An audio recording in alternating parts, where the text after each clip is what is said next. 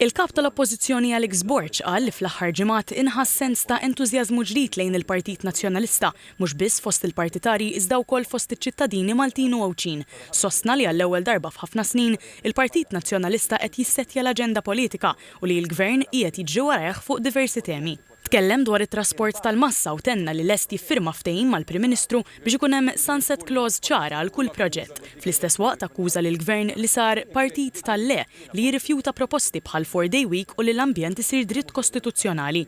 Dwar il-budget, Dr. Borch qal li l-Partit Nazzjonalista irrikonoxxa l-miżuri pożittivi iżda sostna li hemm nuqqas ta' viżjoni u li l-budget ma ndirizzax kwistjonijiet bħat traffiku, il-kwiet fl-isptarijiet, il-mediċini out of stock u l-għoli tal-prezzijiet. Mistoqsi dwar iż-żieda fis-salarji tal-ogħla awtoritajiet brabta mal-ftehim kollettiv tal-ħaddiema taċ-ċivil, Dr. Borch tenna li hu se jagħti żieda l-karità.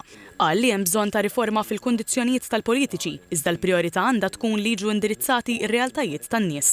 Dwar il-proposta li l-ambjent jidħol fil-Kostituzzjoni, Dr. Borch allega li saru telefonati minn uffiċjali fl-Uffiċċju tal-Prim Ministru biex issir pressjoni fuq għaqdiet sabiex joħorġu stqarrijiet kontra l-Oppożizzjoni. Fi-rigward tad-deċiżjoni tat-Tribunal Internazzjonali tal-Kummerċ, Dr. Borch qal li s-sentenza turi li 900 miljun euro li nataw lil Steward u lil Vitals ma ġewx investiti fl-isptarijiet u ħeġġeġ lin nies iżuru l-isptar ta' Għawdex, St. Luke's u Karen Grek.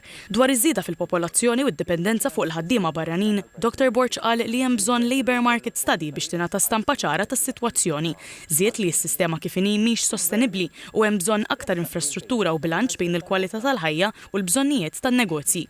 Mistoqsi dwar l-abort, Dr. Borch tenna li l-Partit Nazzjonalista u favur il-ħajja mill-konċepiment sal-mewt. Dwar l-eutanasja qal li personalment ma jistax jivvota favur, iżda jagħti free vote lid-deputati tiegħu.